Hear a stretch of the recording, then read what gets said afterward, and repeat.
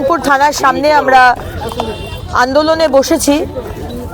ভারতীয় জনতা পার্টির সমস্ত কার্যকর্তাবৃন্দ এবং সাধারণ মানুষ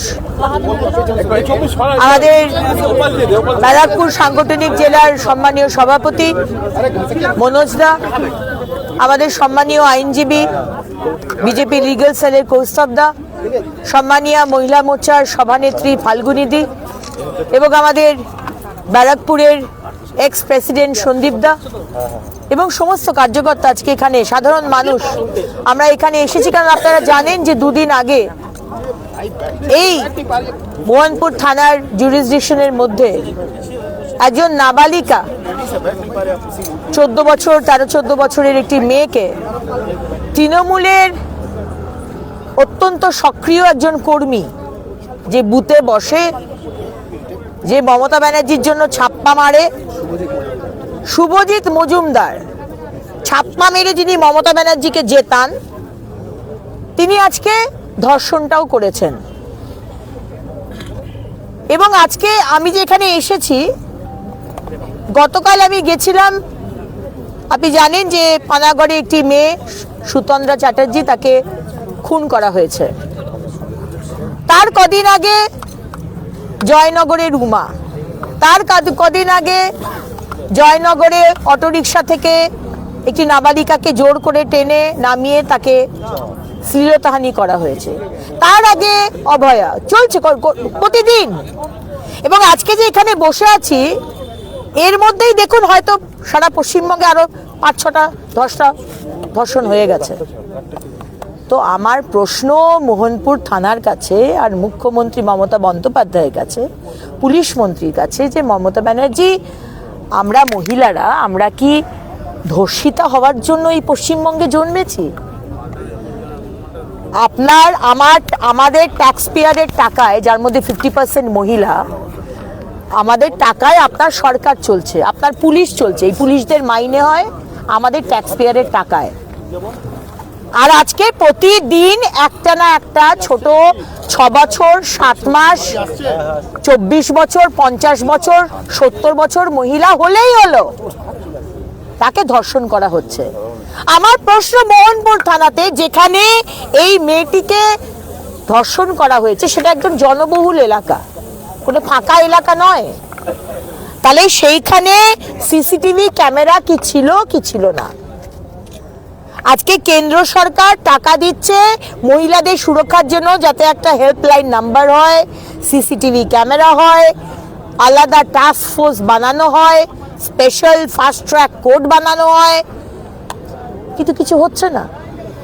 তাহলে আমি মুখ্যমন্ত্রীর কাছে এবং এই মোহনপুর থানার কাছে, যারা সিজার লিস্ট অবধি তারা দেয়নি, কেন এরকম কেন যে সবসময়তে ধর্ষণ হলে, মহিলাদের অত্যাচার হলে, খুন হলে মুখ্যমন্ত্রী আপনার পুলিশ ঝাঁপিয়ে পড়ে কি করে সেটাকে ঢাকা দেবে?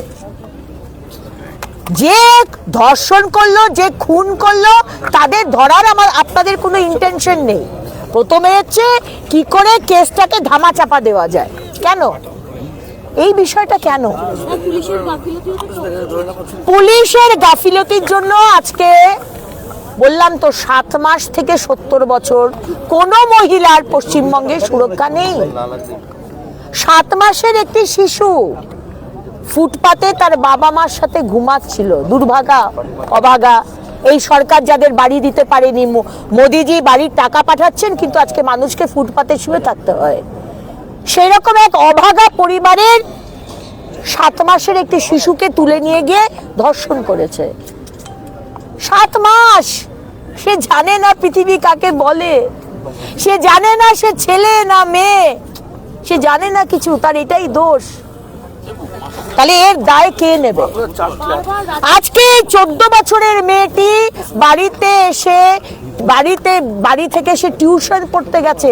তার মানে মুখ্যমন্ত্রী আপনি বলছেন বাজেটের সময় যে আমরা কন্যাশ্রী, যুবশ্রী, হেনাশ্রী, তেনাশ্রী, সবুজ সাথী, মহিলাদের সশক্তিকরণে আমরা দারুণ কাজ করছি। কিন্তু আমরা যখন প্রশ্ন করলাম যে মহিলাদের সুরক্ষা নিয়ে, সেটার বাজেট কোথায়, আপনি বললেন এই কন্যাশ্রী, সবুজ সাথীর মধ্যেই আছে। তাহলে কোথায়? আর যদি বাজেটে আপনার টাকা দেওয়া হচ্ছে, আপনি বলছেন দিয়েছেন, তাহলে সিসিটিভি ক্যামেরা চলে না? কোথায় ছিল পুলিশ পেট্রোলিং?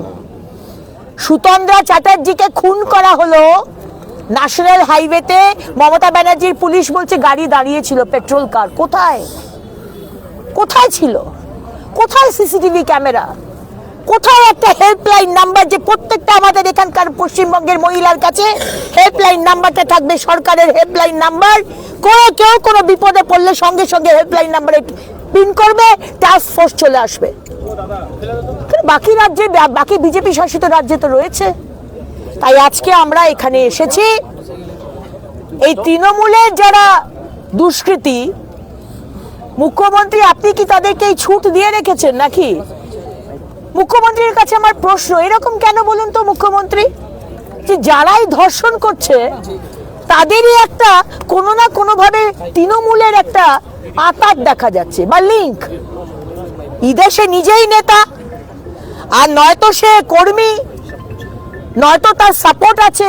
আপনি কি এরকম ছুট দিয়ে রেখেছেন মুখ্যমন্ত্রী যে ইলিগাল যা কিছু ব্যবসা করতে পারো, বোমের কারখানা, গাছ কাটা, গরু স্মাগলিং, ফেন্সিডিল, কাফ সিরাপ ব্যবসা করা, পাথর বালি কয়লা তো আছেই, আর তার সঙ্গে সঙ্গে যদি রেপ করো তাতেও কোনো অসুবিধা নেই, এরকম কি দিয়ে রেখেছেন ছুট?